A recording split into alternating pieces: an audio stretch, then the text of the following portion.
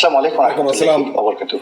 সম্মানিত দর্শক, পাক ভারত উপমহাদেশের রাজনীতি যখন টলটলায়মান, এখানে মার্কিন যুক্তরাষ্ট্র এমন কিছু করার চেষ্টা করছেন পাকিস্তানে, বাংলাদেশে, যার প্রেক্ষিতে ভারতকে আগামী দিনগুলোতে খুব কঠোর অবস্থানে যেতে হবে। এবং সেখানে তাদের যে সম্পর্ক, আমেরিকার সাথে যে সম্পর্ক, সেই সম্পর্কের ক্ষেত্রে একটা নতুন মাত্রা যুক্ত হবে। এবং একই সঙ্গে রাশিয়ার সঙ্গে তাদের যে সম্পর্ক, সেই সম্পর্কটিকে আরো নতুন করে ঝালাই করতে হবে। এরকম একটা পরিস্থিতি যখন অনিবার্য হয়ে পড়েছে, তখন জনাব ভ্লাদিমির পুতিন, রাশিয়ার প্রেসিডেন্ট, তিনি তার ঐতিহাসিক সফরে ভারতে এসেছেন। ভারতে তার এই সফরটি নানা কারণে খুবই গুরুত্বপূর্ণ। এর কারণ হলো এই সময়টিতে ইউক্রেন এবং রাশিয়ার যে যুদ্ধ, সেই যুদ্ধ বন্ধ করার জন্য আমেরিকা রীতিমতো পাগল হয়ে গেছে। দ্বিতীয়ত, মিস্টার ডোনাল্ড ট্রাম্প এই যুদ্ধটি বন্ধ করার জন্য ব্যক্তিগতভাবে তিনি দায়বদ্ধ হয়েছিলেন নির্বাচনের আগে। অধিকাংশ মিস্টার পুতিনের সঙ্গে ডোনাল্ড ট্রাম্পের যে ব্যক্তিগত সম্পর্ক, এটিও গুরুত্বপূর্ণ ভূমিকা পালন করছে। অনেকে বলে থাকেন যে ডোনাল্ড ট্রাম্পের এবং তার পরিবারের বিরাট বিরাট ব্যবসা প্রতিষ্ঠান রয়েছে রাশিয়াতে, এবং রাশিয়া, সৌদি আরব এবং ডোনাল্ড ট্রাম্প এই সম্মিলিতভাবে ব্যবসা বাণিজ্যের মধ্যে একটা বিরাট সিন্ডিকেট করে তুলেছেন। তো এই যে ইউক্রেন এবং রাশিয়া যুদ্ধ, এই যুদ্ধের অন্যতম মদতদাতা রাষ্ট্র হলো ভারত। ভারত যেভাবে রাশিয়ার পাশে দাঁড়িয়েছে, ঠিক এইভাবে কিন্তু চীনও দাঁড়ায়নি। রাশিয়ার সবচেয়ে কৌশলগত বন্ধু, যে বন্ধু সামরিকভাবে, অর্থনৈতিকভাবে এবং আঞ্চলিক রাজনীতি এবং আন্তর্জাতিক রাজনীতি দ্বারা রাশিয়াকে শক্তিশালী করে তুলছে। এবং সাম্প্রতিক সময় ভারত যেভাবে তাদের শক্তিমত্তা নিয়ে পুনরায় আবার আফগানিস্তানে তারা ঘাঁটি পেতেছে, এবং আফগান সরকারকে যেভাবে তারা আশ্রয় প্রশ্রয় দিচ্ছে, তাতে করে তালেবান, দিল্লি এবং রাশিয়ার যে নতুন একটি চক্র গড়ে উঠেছে, শক্তি গড়ে উঠেছে, সেই শক্তির সঙ্গে আবার চীন, তারপরে তালেবান, এই চক্রটি নিজের অজান্তে যুক্ত হয়ে যাচ্ছে। আফগানিস্তানকে কেন্দ্র করে রাশিয়ার সাথে আমেরিকার সম্পর্ক, আফগানিস্তানকে কেন্দ্র করে ভারতের সাথে পাকিস্তানের সম্পর্ক, একেবারে টান টান উত্তেজনাকর অবস্থা যখন চলছে, তখন মিস্টার পুতিন যে দিল্লিতে আছেন, তাকে গত 100 বছরের মধ্যে সবচাইতে রাজকীয় এবং জাঁকজমকপূর্ণ সেই সংবর্ধনা ভারত কর্তৃপক্ষ দিচ্ছে।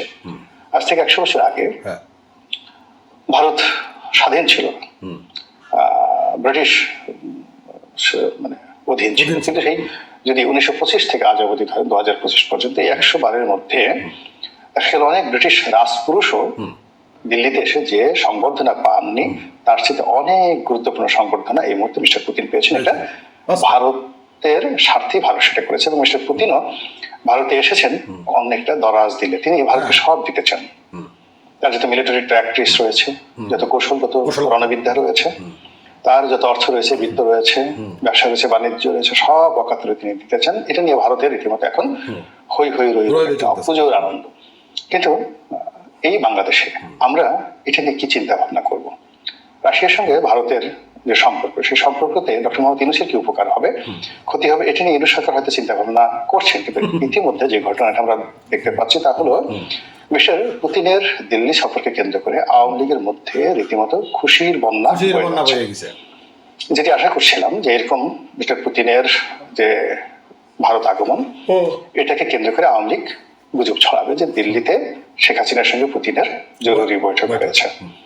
এখন সেই বৈঠক শেখ হাসিনার বাড়িতে হতে পারে, অথবা শেখ হাসিনাকে নিয়ে সেই ভারতীয় কর্তৃপক্ষ পুতিনের সঙ্গে তার বৈঠক করাতে পারেন কোনো রাষ্ট্রীয় অতিথি ভবনে, অথবা তিনি যে হোটেলে আছেন, অশোকা মৌর্য হোটেল, সেখানকার প্রেসিডেন্সিয়াল প্যালেসে হতে পারে।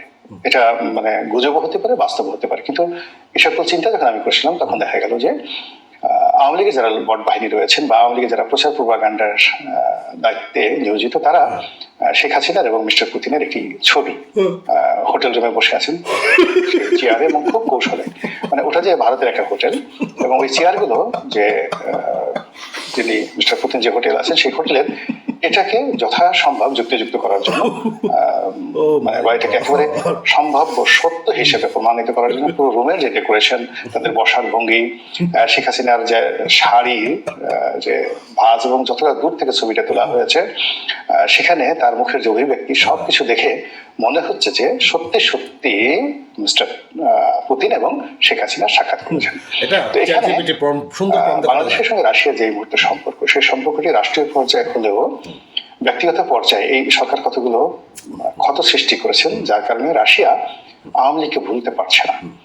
আপনারা জানেন যে বাংলাদেশে রাশিয়ার সবচেয়ে বড় একটি বিনিয়োগ রয়েছে রূপপুর পারমাণবিক বিদ্যুৎ কেন্দ্র, যেখানে 3টি পদ্মা সেতুর সমপরিমাণ অর্থ বিনিয়োগ করা হয়েছে এবং এর পুরোটাই 90% বিনিয়োগ করেছে রাশিয়ার সরকার।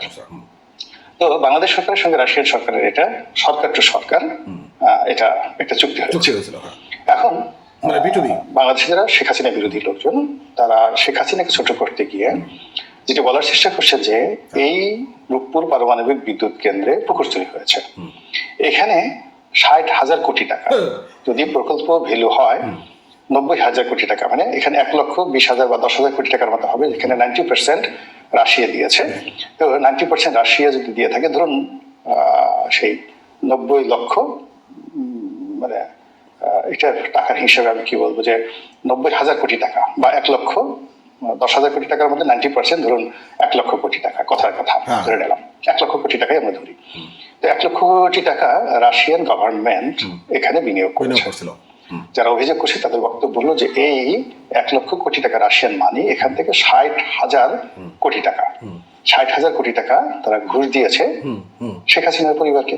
কত বড় মিথ্যা কথা না? টিউলিপ সিদ্দিকীকে, তারপরে টিউলিপ সিদ্দিকের চাচা তারেক সিদ্দিকের স্ত্রীকে। তো এই পুরো শেখ পরিবার এখানে 60,000 কোটি টাকা ঘুষ দিয়েছে। রাশিয়ান সরকার যদি শেখ হাসিনার পরিবারকে 60,000 কোটি টাকা ঘুষ দেন, তাহলে তো তারা আরো 60,000 কোটি টাকা ঘুষ খেয়েছেন।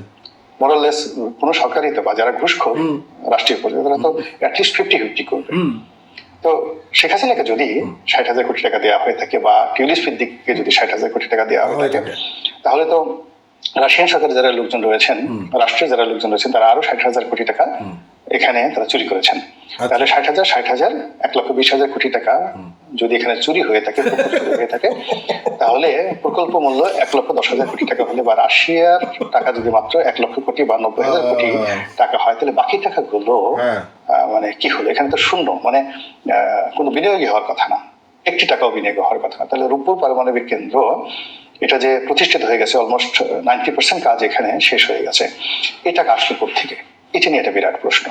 2 নম্বর হলো যে যখন রাষ্ট্র, মানে স্টেট টু স্টেট একটি চুক্তি হয়, বাইরে কোনো পক্ষ থাকে না, তো সেখানে তৃতীয় কোনো পক্ষ, সেটা ববি হোক কিংবা সেটা টিউলিপ হোক বা অন্য যে কোনো ব্যক্তি হোক, সেই পক্ষ এখানে ঘুষের মধ্যে জড়াতে পারে কিনা। আমাদের দেশে অনেক রাষ্ট্র কর্তৃক যে সকল চুক্তি হয় স্টেট টু স্টেট, তো সেখানে আমরা ধরে নেই যে রাষ্ট্র কর্তৃক যে চুক্তিগুলো হয় সেখানে সরাসরি আসলে ঘুষ লেনদেন হয় না। অনেক ক্ষেত্রে বড় জোর যেটা হয় সেটা হলো, যেমন ভারত সরকারকে একটা লোন দিল, সে বলে দিল অমুক কন্ট্রাক্টরকে তুমি এই কাজটা দিও, তখন সেই কন্ট্রাক্টর কিছু ঘুষ টুস হয়তো দিয়ে থাকে। কিন্তু যে ক্ষেত্রে রাষ্ট্র কোনো কন্ট্রাক্টর নিয়োগ না করে লোন দেয় রাষ্ট্র, বাস্তবায়ন করে রাষ্ট্র নিজে। তো এই ক্ষেত্রে টাকা দিয়েছে রাশিয়ান গভর্নমেন্ট এবং সেইটা বাস্তবায়ন করেছে, এখনো পর্যন্ত করে যাচ্ছে রাশিয়ান সেই পরমাণু বিভাগ,